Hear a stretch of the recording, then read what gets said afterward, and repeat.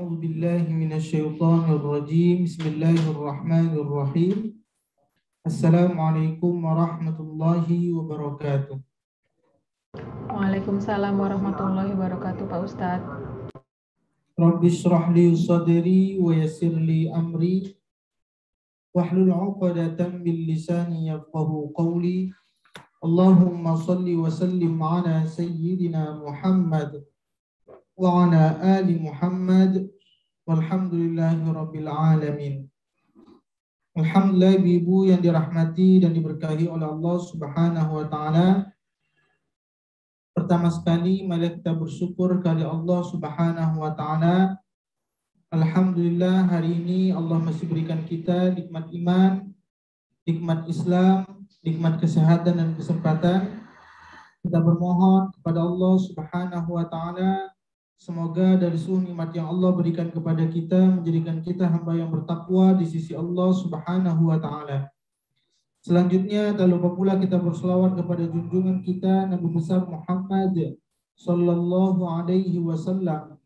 Allahumma salli wa sallim ala sayyidina Muhammad wa ala ali Muhammad walhamdulillahi rabbil alamin. Semoga dengan kita selalu memperbanyak selawat kepada baginda Rasulullah sallallahu alaihi wasallam, kiranya kita layak dan berhak mendapatkan syafaat dari beliau. Amin ya rabbal alamin. Alhamdulillah, ibu-ibu yang dirahmati dan diberkahi oleh Allah Subhanahu wa taala. Terakhir sekali kita membahas surah Ali Imran ayat 26 dan 27. Ini menceritakan tentang bagaimana kekuasaan Allah Subhanahu wa taala. Allah sang penguasa yang menguasai seluruh kerajaan langit dan bumi. Kemudian Allah yang menguasai manusia. Kemudian Allah juga yang menguasai malaikat, dan Allah juga menguasai para jin, dan Allah juga menguasai seluruh alam semesta ini secara detail, sekecil-kecilnya semuanya di bawah genggaman Allah Subhanahu wa taala. Jadi di ayat 26-27 ini menceritakan bagaimana kekuasaan Allah Subhanahu wa taala. Yang sebelumnya orang Yahudi dan Nasrani itu ketika diajak untuk mengikuti agama yang dibawa oleh baginda Rasulullah Sallallahu Alaihi Wasallam, mereka tidak mau mengikuti, maka Nabi Muhammad Sallallahu Alaihi Wasallam disuruh menyampaikan kepada orang Yahudi dan Nasrani bahwa Allah lah Maha Kuasa yang memiliki dunia dan seisinya.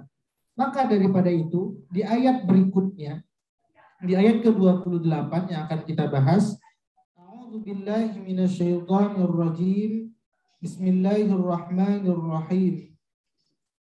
La yattakhidhul mu'minuna al-kafirina awliya'a min dunil mu'minin. Wa man yaf'al dhalika falaysa minallahi fi syai'in illa an tattaqu minhum tuqah. Wa yuhadzirukumullahu nafsa wa ilallahil masir. Di dalam ayat ini adalah tentang bagaimana larangan kita keberpihakan atau meminta tolong atau meminta bantuan kepada orang kafir. Kita baca terjemahnya. Janganlah orang-orang mukmin mengambil orang-orang kafir menjadi wali. Makna wali di sini sangat luas sekali. Ada yang mengartikan wali itu kawan. Nanti kan kita buka ayat-ayatnya di Quran.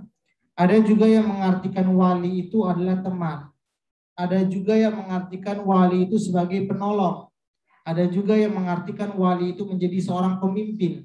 Ini dulu pernah ramai di Indonesia tentang surah Al-Maidah ayat 51.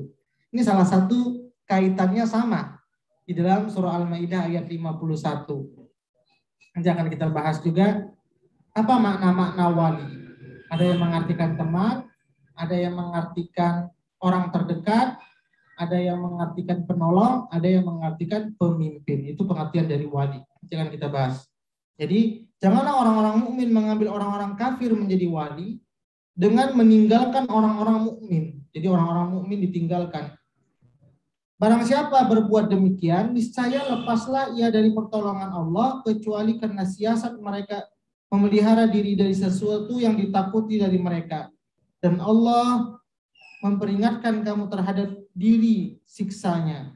dan hanya kepada Allah lah kamu kembali. Asbabun nuzul dari ayat ini adalah ada golongan kaum Ansor, orang-orang yang berada di Madinah. Mereka sudah beriman kepada Allah Subhanahu wa taala, tapi dalam realita kehidupan mereka itu lebih senang dekat kepada orang Yahudi dan Nasrani. Sehingga orang yang satu golongan dengan mereka sama-sama orang Islam, orang mukmin, muslim, mereka itu tidak percaya dan tidak mau dekat. Kan zaman sekarang pun banyak orang Bu ya, lebih senang kiblatnya tidak mempercayai orang Islam, lebih percaya kepada non-muslim. Seakan-akan kalau non-muslim itu lebih benar dibandingkan muslim. Jadi ini salah satu larangan keberpihakan kita kepada orang-orang yang berada di non-muslim. Apakah boleh? Nanti akan kita bahas boleh atau tidak kalau orang yang beriman itu orang muslim itu kita minta pertolongan kepada mereka. Sekarang kita bahas dulu dari awal Ibu. Tadi asbabun nuzulnya kita sudah ketahui bahwa ini ada terjadi di ketika orang Yahudi atau orang Ansor, orang yang berada tinggal di Madinah, menjadikan orang-orang Yahudi dan Nasrani menjadi teman terdekat. Padahal kalau kita lihat layak tidak kita meminta pertolongan kepada mereka. Kalau kita lihat di ayat sebelumnya, apa kaitan korelasi atau munasabah antara ayat tentang larangan berpihak kepada orang kafir dengan ayat sebelumnya yang menceritakan tentang kekuasaan Allah Subhanahu wa taala? Kalau kita lihat ibu-ibu semuanya, di ayat sebelumnya menceritakan tentang kekuasaan Allah Subhanahu wa taala. Allah yang menguasai langit, Allah yang menguasai bumi, Allah yang menguasai manusia, Allah yang menguasai malaikat, Allah yang menguasai jin, dan Allah yang menguasai seluruh alam semesta ini. Tapi kalau kita lihat, kita meminta tolongnya kepada orang non-muslim.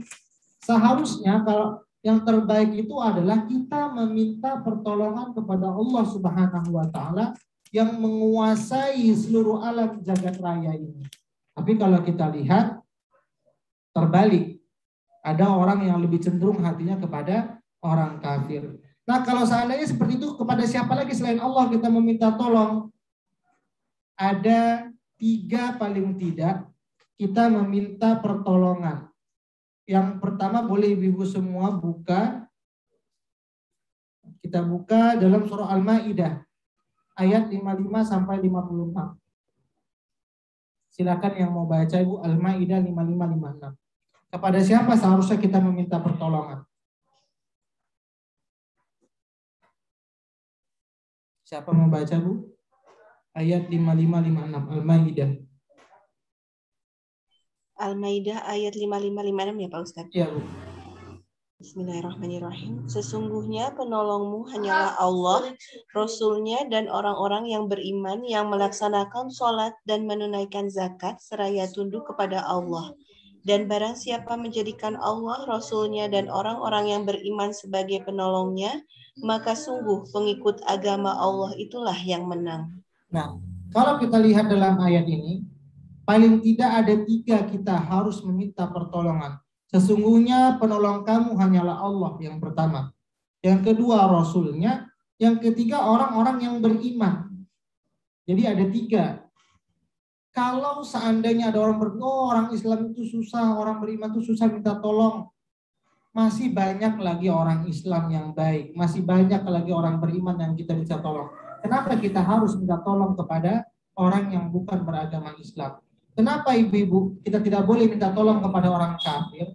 Karena orang kafir itu mungkin ketika itu awalnya baik, tapi sewaktu-waktu nanti dia bisa berubah. Ada tujuan di balik itu. Karena kita lihat, oh ini dia baik, dia royal, oh dia tidak ada maksud apapun. Kalau kita lihat nanti juga bagaimana tentang antara iblis dengan Nabi Adam alaihissalam, Allah menggunakan bahasa iblis itu orang kafir. Tapi kita lihat dulu.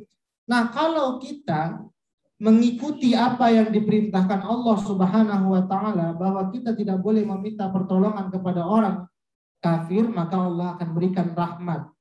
Sebaliknya, kalau seandainya kita dalam kehidupan ini lebih dekat atau orang kafir menjadikan teman terdekat dalam kehidupan kita, maka di dalam ini ada ancaman.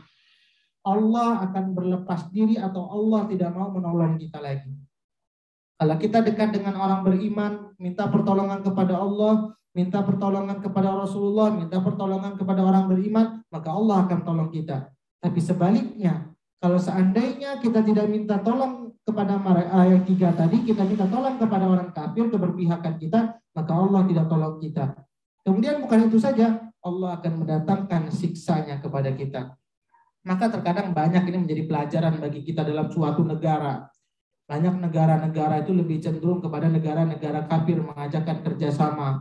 Masalah ekonomi, masalah krisis ekonomi sehingga diadakan kerjasama. Akhirnya bukan malah baik ekonomi itu. Kenapa sebenarnya Quran sudah melarang kepada kita? Jangan jadikan negara-negara atau orang-orang kafir itu menjadikan tempat penolong, menggantungkan kehidupan kita seakan-akan mereka yang bisa menolong kita. Walaupun secara teknologi, walaupun secara kekayaan, mereka lebih daripada kita. Tapi ada juga negara seharusnya yang lebih baik juga Islamnya, kita adakan kerjasama dengan mereka. Sehingga ini jadi satu masalah. Dari dulu adakan kerjasama ekonomi tapi tidak selesai-selesai juga. Padahal Quran juga sudah melarang, jangan jadikan orang kafir itu teman terbaik. Tapi boleh tidak kita sebenarnya berteman dengan mereka? Boleh. Bagaimana kondisi yang diperbolehkan? Kita boleh berteman dengan mereka kalau dalam suatu pertemanan itu tidak ada kepentingan yang berkaitan dengan agama. Tidak ada penindasan di dalamnya. Karena terkadang kalau kita meminta pertolongan kepada non-muslim, itu lama-lama nanti ada niat terselubung, walaupun itu tidak nampak. Atau kira-kira kalau jarak dari kedepannya akan ada hal-hal yang merugikan, maka itu diperbolehkan. Tapi kalau seandainya ada hal yang merugikan, itu dilarang. Maka kita nggak boleh jadi mengangkat pemimpin atau camat atau bupati atau gubernur non-muslim. Kenapa? Dikhawatirkan nanti kedepannya ada kebijakan-kebijakan yang dia bisa merugikan umat Islam. Kalau gitu kita nggak boleh dong naik pesawat pilotnya itu non-muslim. Beda lagi itu pemimpinnya. Kenapa? Karena pilot itu tidak ada berkaitan dengan agama, merugikan agama. Ada orang yang sepemahamannya terlalu seperti itu. Oh, nggak apa-apa lah kita pilih gubernur non-muslim atau bupati non-muslim. Kan sama juga kalau kita naik pesawat, supirnya, pemimpinnya itu adalah non-muslim yang memimpin kita atau pilotnya. Kan kita nggak bisa pastikan kita harus pilotnya yang Islam yang membawa pesawat kita. Karena itu tidak ada kaitannya atau merugikan dalam hal agama, itu maka diperbolehkan. Jadi lain halnya. Ini dalam hal yang bisa merugikan atau berkaitan dengan agama, maka dilarang kita menjadikan teman atau pemimpin yang merugikan agama Islam itu sendiri. Sekarang kita cari dulu apa itu sebenarnya makna dari wali. Maka di sini wali itu sangat luas maknanya. Tadi la yattakhidul mu'minuna al-kafirina awliya atau wali. Ini yang sempat dulu pernah tenar di Indonesia ketika pemilihan gubernur Jakarta waktu dulu Al-Maidah ayat 51.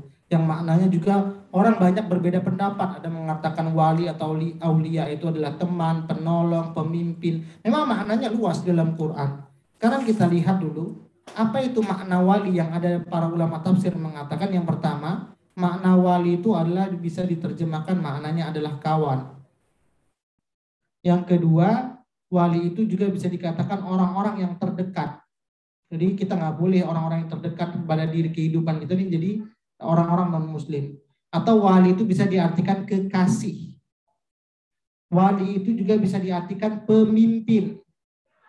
Wali itu juga bisa diartikan penolong. Atau wali itu juga bisa diartikan segala hubungan yang menunjukkan kedekatan. Itu pengertian dari wali. Salah satunya wali yang bermakna kawan itu adalah dalam surah An-Nisa ayat ke-76. Ini saya bacakan saja mungkin. An-Nisa ayat 76 itu makna wali adalah kawan. Atau ada yang mau baca Ibu? Surah An-Nisa surah 4 ayat 76. Boleh Pak Ustadz. Ya boleh Ibu. Siapa mau baca, Bu? An-Nisa ayat 76. Ya, 76. Orang-orang yang beriman, mereka berperang di jalan Allah, dan orang-orang yang kafir berperang di jalan Togut, maka perangilah kawan-kawan setan itu, karena sesungguhnya tipu daya setan itu lemah. Iya, di sini bahasa Arabnya faqatilu auliya asyaiton.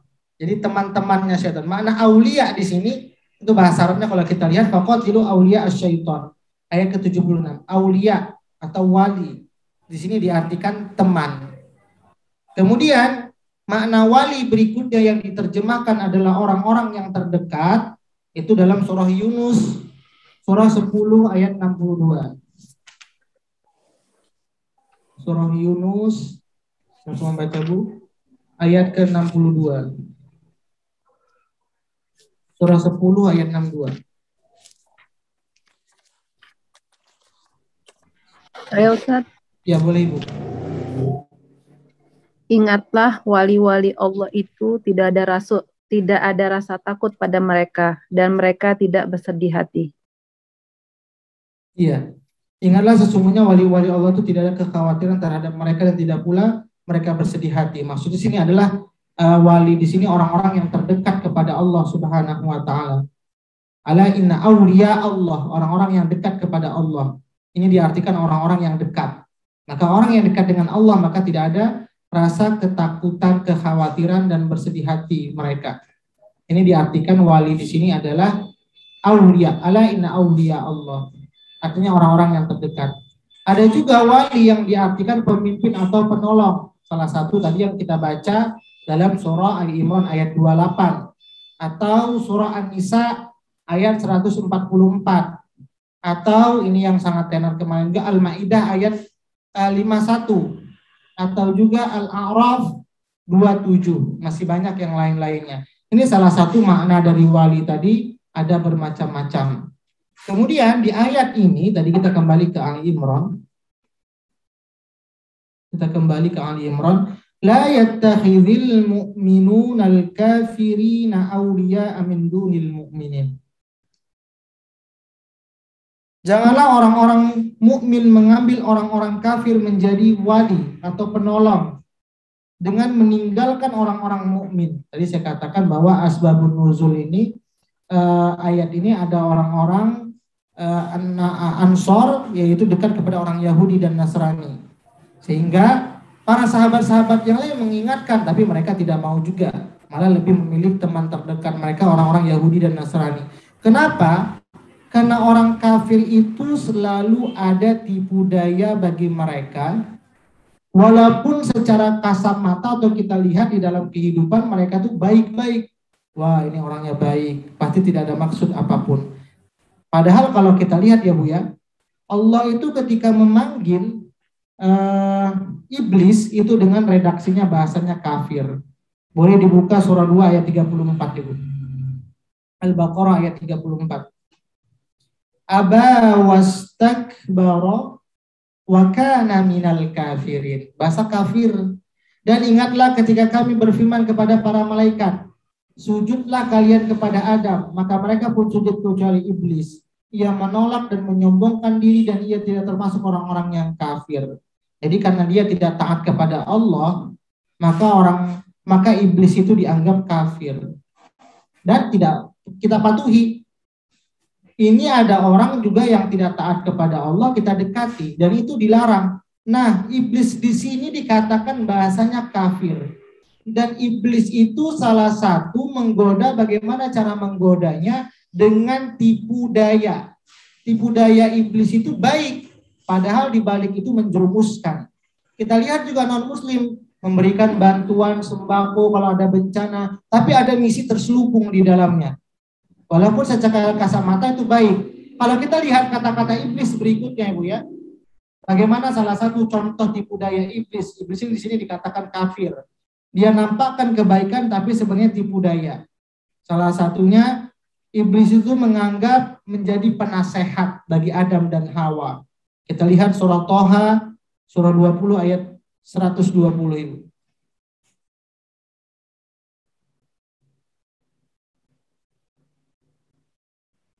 Ya. Fawaswasa ilaihi syaitan qala ya Adam hal adulluka ala syajaratil khuldi wa mulkin la yabla. Kemudian setan membisikkan pikiran jahat kepadanya. Ini tipu daya setan kepada Nabi Adam. Berkata, wahai Adam, maukah aku tunjukkan kepadamu pohon keabadian? Jadi menganggap kalau seandainya setan ini mengatakan kepada Adam, tipu dayanya. Menganggapnya baik-baik, yang manis-manis, yang membuat hati kita luluh. Kalau kamu nanti makan buah khuldi ini, kamu akan kekal di dunia.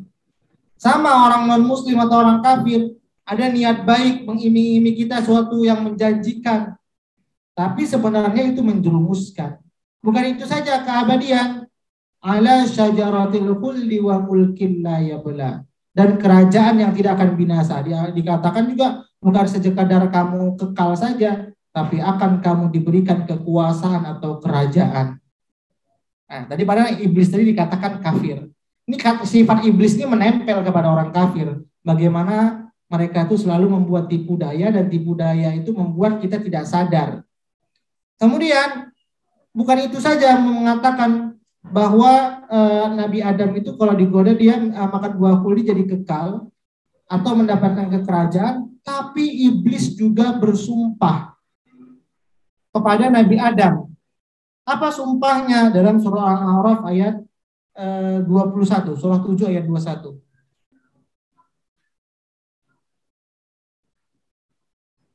Wa qasamahuma inni lakuma laminan nasihin. Dan dia setan bersumpah kepada keduanya, sesungguhnya aku ini benar-benar termasuk para penasehatmu. Jadi bersumpah kepada Adam dan Hawa keduanya. Jadi menganggapnya dia orang baik. Tapi sebenarnya setelah itu mereka dijerumuskan ke dunia, keluar dari kenikmatan surga. Begitulah sebenarnya hal-hal yang terselubung yang ada di dalam orang-orang kafir. Kenapa? Karena sudah jelas dikatakan dalam Quran. Orang Yahudi dan Nasrani sampai kapanpun tidak akan pernah ridho, tidak akan pernah terima sampai kita ini mengikuti mereka. Bahkan bukan itu saja, hal sederhana, mengikuti gaya-gaya kehidupan mereka. Terkadang kita tidak sadar, saya nggak terpengaruh kok, atau saya tidak pindah agama kok. Tapi kadang gaya hidup kita, gayanya seperti orang Yahudi dan Nasrani. Mana dalilnya? Al-Baqarah 120. Jadi sampai kapanpun orang Yahudi itu tidak akan pernah ikhlas melihat orang beriman itu dalam hal ketaatan. Walan tarda ankal yahudu walan nasara hatta tattabi'a millatahum. Qul inna hudallahi huwal huda wala in ittaba'ta ahwa'ahum ba'da alladhi ja'aka minal 'ilm ma laka minallahi min waliyyin wala nasir. Dan orang-orang Yahudi dan Nasrani tidak akan rela kepadamu Muhammad sebelum engkau mengikuti agama mereka. Jadi apapun yang mereka lakukan yang kira-kira berkaitan dengan agama dan menjerumuskan kita, jangan jadikan mereka teman terdekat atau pemimpin. Katakanlah sesungguhnya petunjuk Allah itulah petunjuk yang sebenarnya. Dan jika engkau mengikuti keinginan mereka setelah ilmu kebenaran sampai kepadamu, tidak akan ada bagimu pelindung dan penolong dari Allah. Jadi kalau adalah pemimpin yang tiba-tiba non-muslim disandingkan dengan muslim, nomor 1, nomor 2, nomor 3, banyak orang yang Islam saja lebih mendukung hatinya kepada non-muslim. Padahal kita sudah diberikan ilmu, kata Allah di sini, tapi hati kita tetap cenderung kepada mereka. Kenapa? Karena tipu daya yang mereka tunjukkan itu. Dan ini untuk kedepannya kepada kita. Ketika pemilihan apapun, kalau sudah namanya bukan Islam, sudah langsung ditutup. Ini nggak berhak dipilih. Tinggal kita bandingkan antara yang Islam dengan yang Islam, mana yang terbaik. Walaupun lihat kinerja seperti ini, kenapa? Karena kebijakannya itu bisa merugikan Islam. Dan inilah dalilnya salah satu yang pernah ramai di Indonesia, bahwa larangan kita keberpihakan kepada orang kafir, karena itu bisa merugikan Islam sendiri. Kemudian di ayat lain lagi, salah satu bagaimana tidak sukanya orang kafir atau Yahudi dan Nasrani dalam Al-Baqarah 105. Al-Baqarah 105. Ma yawaddu alladhina kafaru min ahlil kitabi walal musyrikina ayyunazzala 'alaikum min khairin min rabbikum wallahu yahtassu bi rahmatihi man yasha wallahu dzul fadlil 'azim. Orang-orang yang kafir dari ahli kitab dan orang-orang musyrik tidak menginginkan diturunkannya kepadamu sesuatu kebaikan dari Tuhanmu. Tetapi secara khusus Allah memberikan rahmatnya kepada orang-orang yang Dia kehendaki, dan Allah Maha Pemilik karunia yang besar. Jadi orang-orang kafir dari ahli kitab dan orang-orang musyrik tidak menginginkan diturunnya kebaikan kepada kita semuanya. Jadi walaupun secara kehidupan mereka berbuat baik, tapi apakah tetap kita boleh melakukan muamalah dengan mereka? Kalau muamalah itu tidak merugikan agama, tidak merugikan bangsa, maka itu diperbolehkan dalam hal jual beli. Tapi kalau ada berkaitan menurunkan martabat agama, itu dilarang. Kita lanjutkan ke Al-Baqarah, Al-Imran 28. Janganlah orang-orang mukmin. Jadi ayat ini janganlah, kalau kita lihat ada larangan. Larangannya ini langsung Allah turunkan balasannya. Janganlah orang-orang beriman menjadikan orang kafir sebagai pemimpin, melainkan orang-orang beriman. Melainkan itu seharusnya orang beriman. Barang siapa berbuat demikian, niscaya tidak akan dapat memperoleh apapun dari Allah. Jadi ini adalah larangan keras. Kalau seandainya mereka juga tetap melakukan perbuatan itu, niscaya tidak akan memperoleh apapun dari Allah Subhanahu wa Ta'ala, malah kerugian dan kesesatan yang akan kita dapatkan. Kecuali karena siasat menjaga diri dari sesuatu yang kamu takuti dari mereka. Maksudnya apa nih menjaga siasat? Kalau seandainya dalam kehidupan sampai menghilangkan nyawa, ini ada ketika pada masa Nabi, ada sahabat Nabi yang ketika dia tidak mau ditodong. Ini ketika ditodong, dalam itu ditodong ini mereka suruh mengatakan meyakini bahwa Tuhan ini adalah Tuhan berhala contohnya, meyakini katakan ini Tuhan. Melihat sahabatnya ada yang terbunuh ketika dia tidak mau mengatakan mengaku itu Tuhannya beriman. Maka ketika temannya yang lain ingin dibunuh, karena mungkin orangnya ramai, ketika di situ melihat di depan mata ada ancaman nyawa yang bisa menghilangkan, maka kita boleh mengatakan saja dari mulut, tapi hati menolak. Tapi setelah kita bebas, kita kembali lagi ke sesuai dengan keimanan kita. Jadi untuk keselamatan dalam karena keadaan darurat, hal yang ditakuti itu diperbolehkan. Jadi kalau seandainya nyawa sampai hilang, ini kira-kira falaisa minallahi fi syai'in illa an tattaqu minhum tuqa. Tapi ketika sudah keselamatan, kita harus berpegang teguh lagi kepada keimanan kita secara mantap. Jadi untuk keselamatan itu diperbolehkan. Wa yuhadzirukumullahu nafsah. Dan Allah memperingatkan kamu akan dari siksanya, dan hanya kepada Allah tempat kembali. Maka ibu-ibu semuanya, ini kalau dalam ilmu akidah namanya adalah istilahnya al-wala wal bara. Apa itu al-wala wal bara? Ini dalam kaitan dengan akidah, ilmu akidah. Al-wala itu adalah apa itu al-wala, atau pernah dengar sebelumnya Ibu? Ada yang pernah tahu al-wala?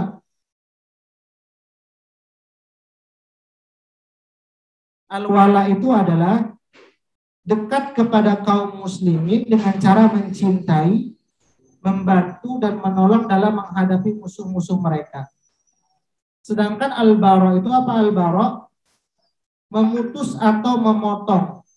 Maksudnya adalah memutus hubungan kepada orang-orang yang membenci, atau orang-orang yang membantu, atau orang-orang yang membantu menolong orang kafir. Itu memutus hubungan. Itu namanya al-wala wal bara.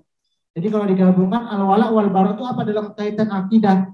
Yaitu cinta dan setia kepada Allah, mencintai segala yang dicintainya, membenci segala yang dibencinya, meridhoi segala yang diridhoinya, mengajak orang lain kepada yang diperintahkannya, mencegah orang lain dari yang dicegahnya, memberi atas dasar ridho Allah dan tidak memberi kepada seseorang yang tidak Allah ridhoi.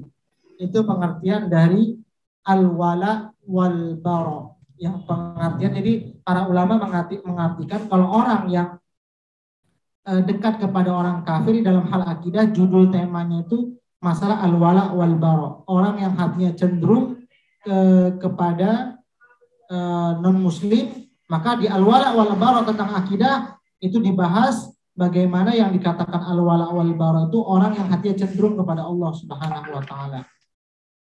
Kemudian paling tidak ada bentuk kesetiaan kepada orang kafir. 4 bentuk kesetiaan orang kafir. Yang dikatakan orang ini setia kepada orang kafir itu paling tidak ada 4 ciri-cirinya. Bagaimana yang dikatakan dia memiliki kesetiaan kepada orang kafir? Yang pertama, orang itu menyerupai sikap dan tingkah laku orang kafir. Itu salah satunya. Itu ini dalam hadis riwayat Abu Daud, man tashabbaha biqaumin fahuwa minhum.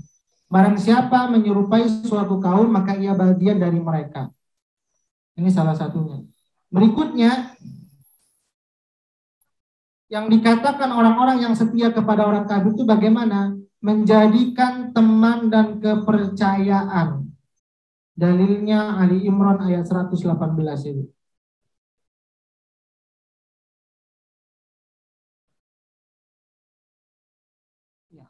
Surah Ali Imran ayat 118.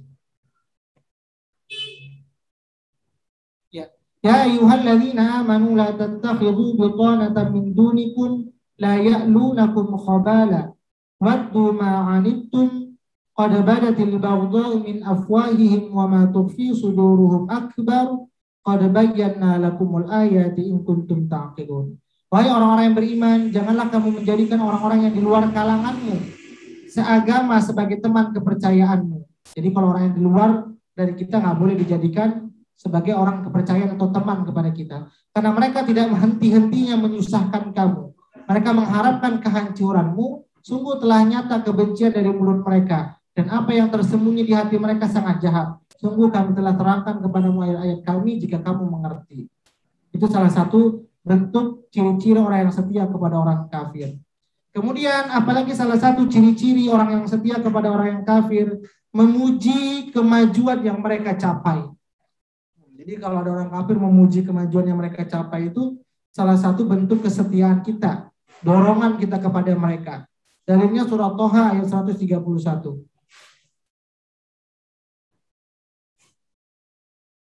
Surah Toha ayat 131.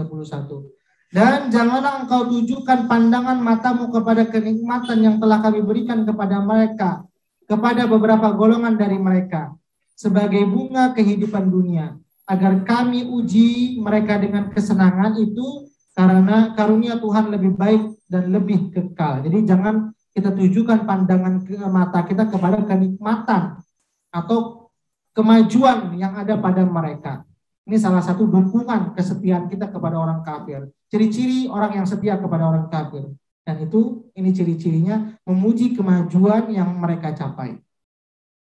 Kemudian apalagi salah satu cirinya orang-orang yang memiliki kesetiaan kepada orang kafir yang keempat, memintakan ampunan bagi mereka. Dalilnya surah At-Taubah ayat 113.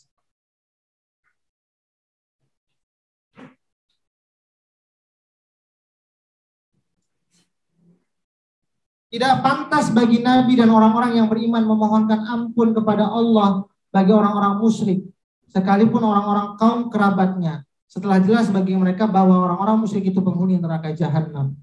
Jadi ini adalah bentuk bagaimana orang-orang yang setia kepada orang kafir itu menyerupai sikap dan tingkah laku kekafiran. Yang kedua, menjadikan teman kepercayaan. Yang kelima, memuji kemajuan yang mereka capai. Yang keempat, memintakan ampun bagi mereka. Ini salah satu orang-orang yang memiliki bentuk kesetiaan kepada orang kafir.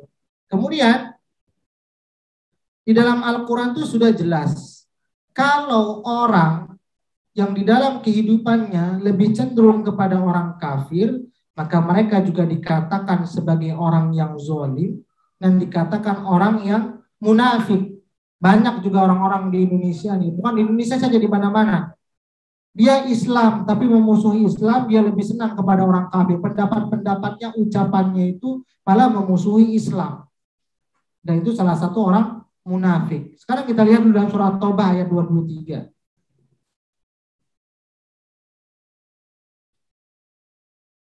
Surat At-Taubah ayat 23. Wahai orang-orang yang beriman, janganlah kamu jadikan bapak-bapakmu dan saudara-saudaramu sebagai pelindung. Bapak kita, saudara kita nggak boleh jadi pelindung. Jika mereka lebih menyukai kekafiran daripada keimanan. Barang siapa di antara kamu yang menjadikan mereka pelindung, maka mereka itulah orang-orang yang zalim. Bahasanya juga aulia. Ya ayyuhalladzina amanu la tattakhidhu aba'akum wa ikhwanakum aulia. Orang yang sekandung kita saja nggak boleh menjadikan kita pelindung. Apalagi orang lain. Maka ini salah satunya bagaimana Allah itu menjaga keimanan kita dengan cara seperti ini. Allah itu menjaga keislaman kita dengan seperti ini. Bagaimana cara Allah juga menjaga agar Islam itu tidak gampang diotak-atik oleh orang lain. Salah satunya dengan aturan-aturan yang ada di dalam Al-Quran ini. Orang yang Islam, orang mukmin harus menjaga keimanan mereka, yaitu dengan mereka memiliki jarak atau tidak menjadikan orang kafir itu sebagai teman setia atau pemimpin di dalam kehidupan. Bahkan bukan itu saja, kata-kata aulia juga didekatkan dengan kata-kata orang munafik. Kita lihat surah An-Nisa, surah 4 ayat 138 dengan 139. Surah An-Nisa ayat 138. Basyiril munafiqina bi anna lahum adzaban alima. Kabarkanlah kepada orang-orang munafik bahwa mereka akan mendapatkan siksaan yang pedih. Jadi orang Islam yang lebih cenderung hatinya kepada orang Yahudi dan Nasrani atau orang kafir, maka mereka dikatakan orang munafik dan mereka akan mendapatkan siksa yang pedih. Kemudian di atas 139-nya, lanjutan ayatnya.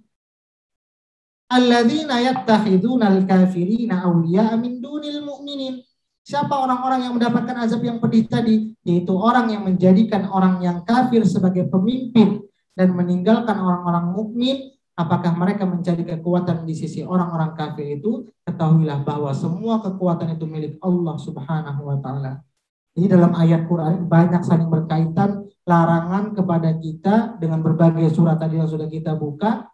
Jangan jadikan orang kafir itu sebagai teman terdekat, menjadi kepercayaan dalam kehidupan, menjadi pemimpin dalam kehidupan. Karena sesungguhnya walaupun di depan mata seperti orang iblis tadi, pasti ada maksud terselubung atau ada niat baik. Kenapa? Karena sudah mengatakan orang Yahudi dan Nasrani sampai kapanpun tidak akan pernah suka melihat kita. Tapi hal dalam tidak ada berkaitan dengan agama, tidak ada merugikan agama, itu diperbolehkan kita melakukan hubungan dengan orang-orang kafir dalam hal muamalah. Kemudian kita lanjutkan di ayat ke-29-nya surah Ali Imran. Jadi intinya ayat ini adalah larangan keras kepada kita, jangan jadikan orang kafir. Kalau kita melakukan itu maka Allah tidak akan berikan pertolongan kepada kita, kemudian Allah akan mengazab kita. Ayat 29-nya, Qul in tukhfu ma fi sudurikum aw tubduhu ya'lamullah wa ya'lamu ma fis samawati wa ma fil ardh wallahu ala kulli syai'in qadir. Katakanlah, jika kamu sembunyikan apa yang ada di dalam hatimu. Ada orang katanya, wah saya nggak ada kerjasama nih dengan non muslim, dengan orang kafir. Mulutnya dia mengatakan tidak, walaupun di depan manusia itu tidak tahu. Dengan berbagai dalil, dengan berbagai cara dia menutupi bahwa dia mengatakan tidak kerjasama, tidak menjadikan orang kafir itu jadi orang terdekat sebagai penolongnya, sebagai pembantunya, membantu dalam penolong kesusahan hidupnya. Maka walaupun lisannya mengatakan kepada manusia yang lainnya tidak, tapi apa kata Allah? Katakanlah jika kamu sembunyikan apa yang ada dalam hatimu atau kamu nyatakan, Allah pasti mengetahuinya walaupun manusia itu tidak mengetahuinya. Jadi Allah tahu apa yang ada di kita. Wa ya'lamu ma fis samawati wa ma fil ardh. Dia mengetahui apa yang ada di langit dan apa yang ada di bumi. Allahu ala kulli syai'in qadir.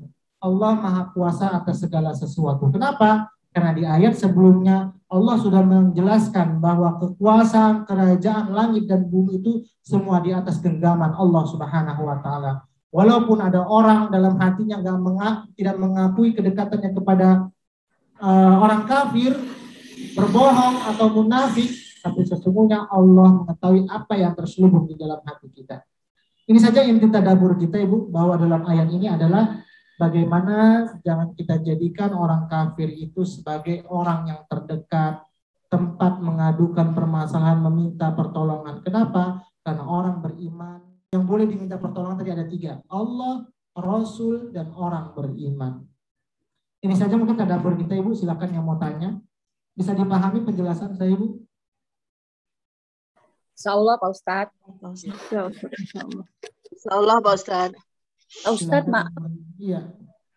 Yang tadi yang ada ciri-ciri kafir itu, yang nomor 1 menyerupai sikap atau tingkah laku seperti orang kafir. Boleh Pak Ustadz diterinci lagi gitu? Iya, salah satunya tadi dalam hadisnya man tasyabbaha biqaumin fahuwa minhum. Ini dari hadis. Barang siapa yang mengikuti suatu kaum maka dia akan tergolong kepada mereka juga. Dalam kehidupan ini, tadi di dalam surah Al-Baqarah ayat 120, walan tardo, sampai kapanpun orang Yahudi dan Nasrani tidak akan ridho sampai kita mengikuti mereka, keimanan mereka.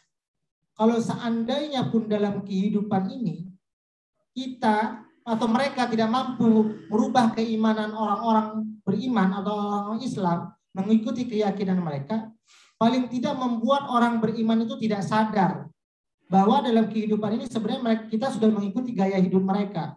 Contoh, ada orang Islam lebih suka dengan gaya pakaiannya gaya ala barat yang membuka aurat. Padahal dengan Islam itu sudah ada aturan bagaimana menutup aurat.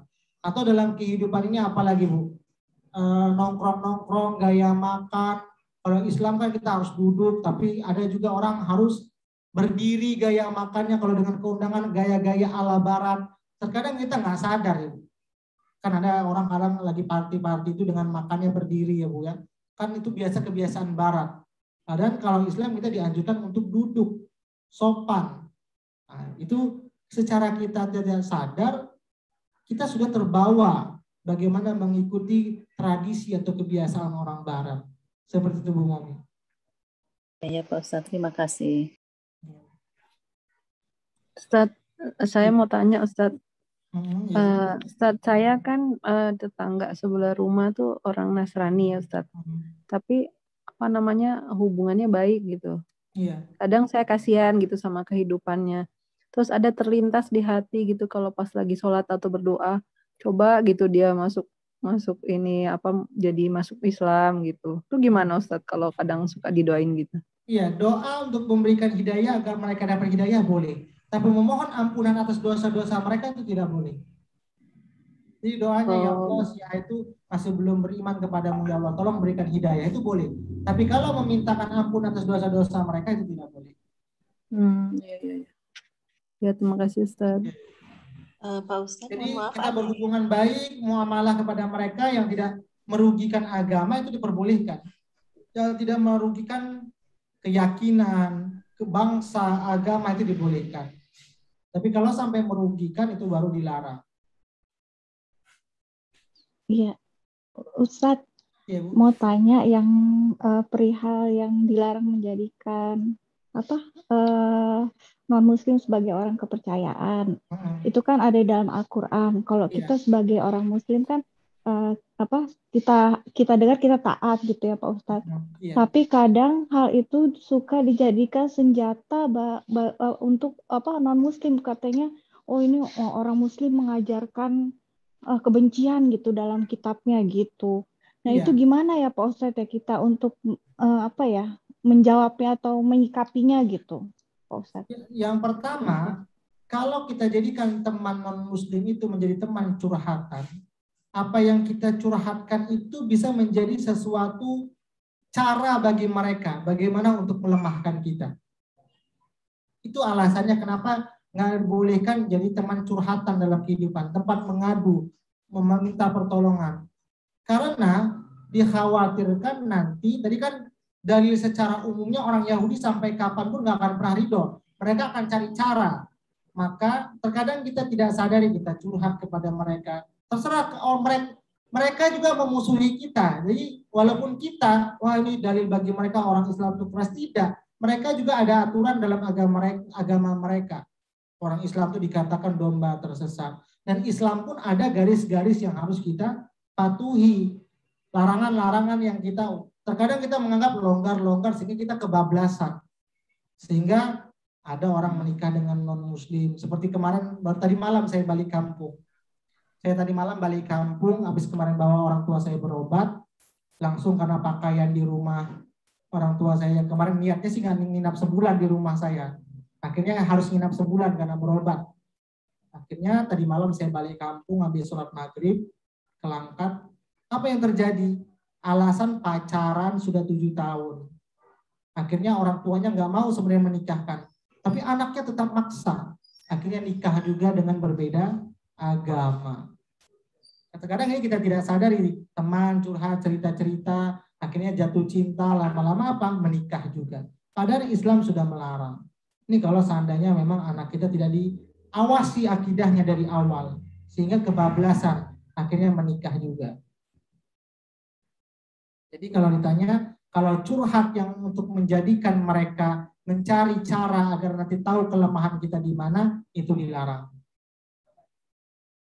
Kalau sekedar curhat, waduh saya hari ini belum beli cabai atau itu boleh-boleh saja. Tapi kalau sampai hal-hal yang terpenting kita ceritakan masalah agama atau apa semua kelemahan-kelemahan kita, ini bisa berbahaya.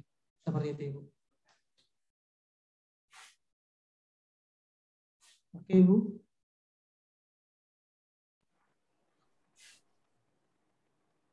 Siapa tanya-tanya, Ibu? Iya, sepertinya belum ada pertanyaan lagi ya Pak Ustadz.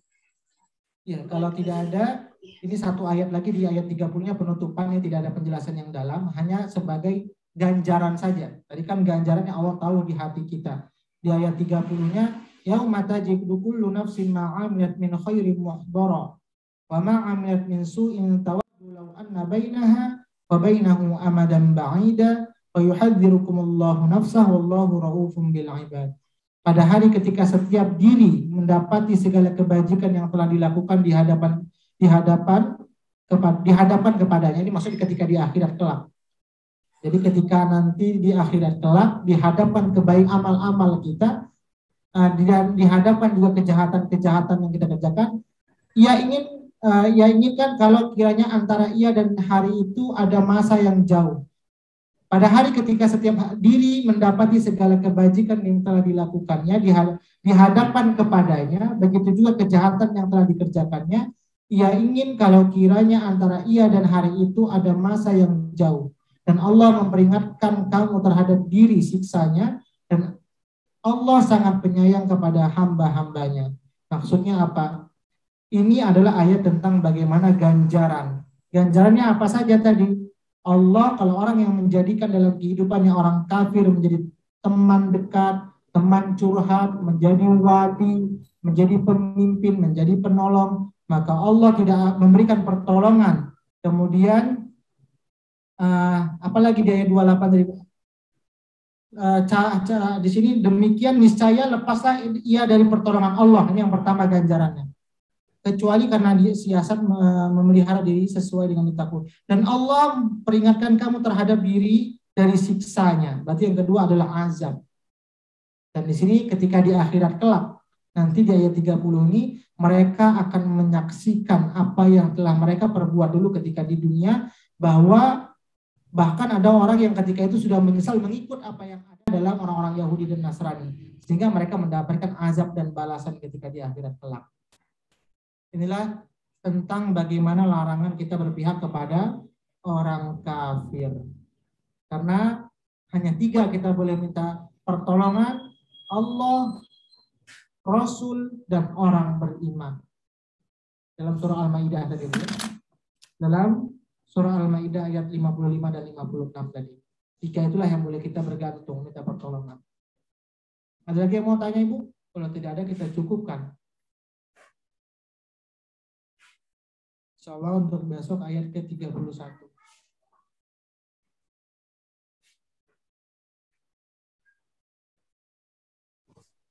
Ustadz, saya dari tadi ingin menanyakan tapi maju mundur, Ustadz. Iya, boleh. Bagaimana kalau seseorang itu bekerja pada perusahaan yang non-muslim, Ustadz? Bagaimana, Ustadz? Selama itu bukan hal-hal yang haram begitu, Ustadz? Iya. Kalau sampai dia, ini yang terjadi, Bu. Ini al-bala wal bara. Kalau kita bekerja di non-muslim, tiba-tiba dia dilarang kita sholat, dilarang kita berpuasa, maka itu dilarang. Kenapa? Karena merugikan keyakinan kita. Selagi tidak ada muamalahnya dalam hal yang berkaitan merugikan keagamaan, kenegaraan, itu sah-sah saja.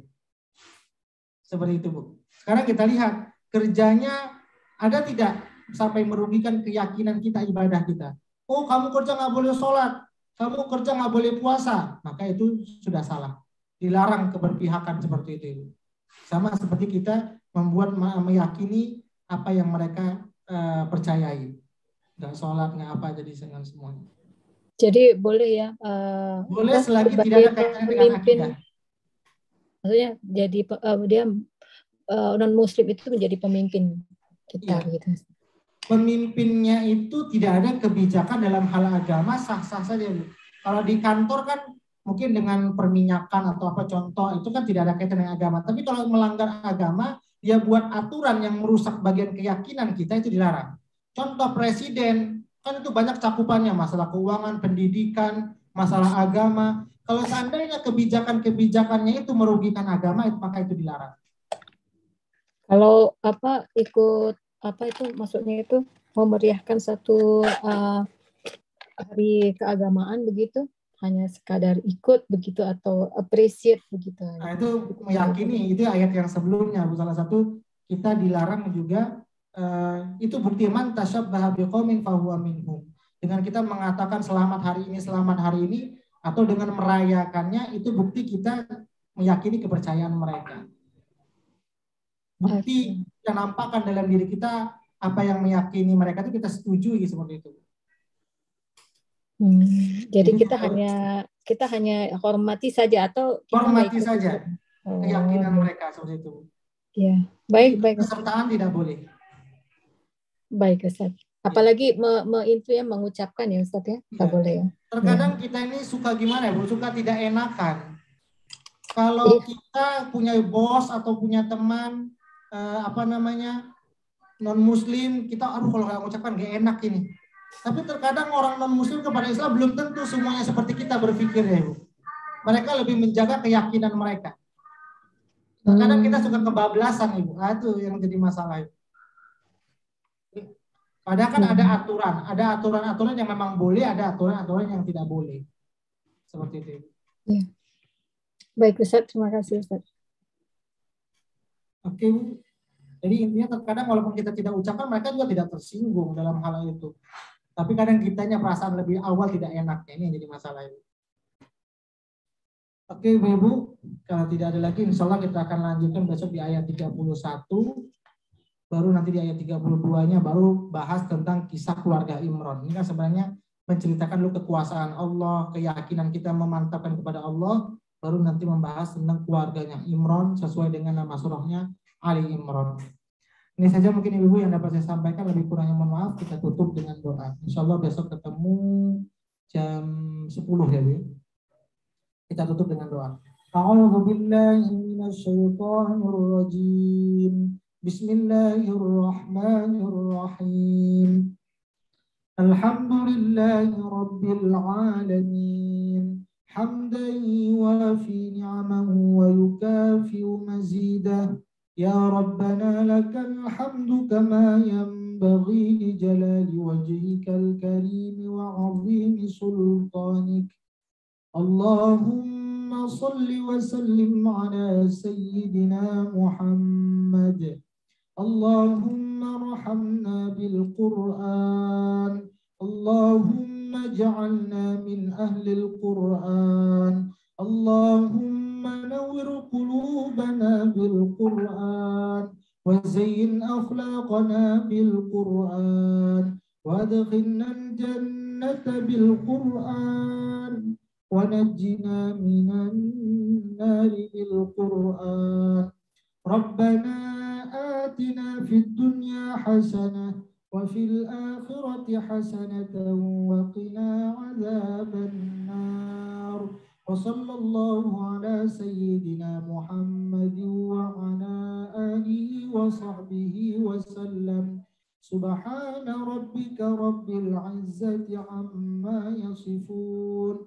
Wassalamun ala al-mursalin walhamdulillahi rabbil alamin. Alhamdulillah ibu semuanya, ini saja yang dapat saya sampaikan, lebih kurang mohon maaf. Assalamualaikum warahmatullahi wabarakatuh.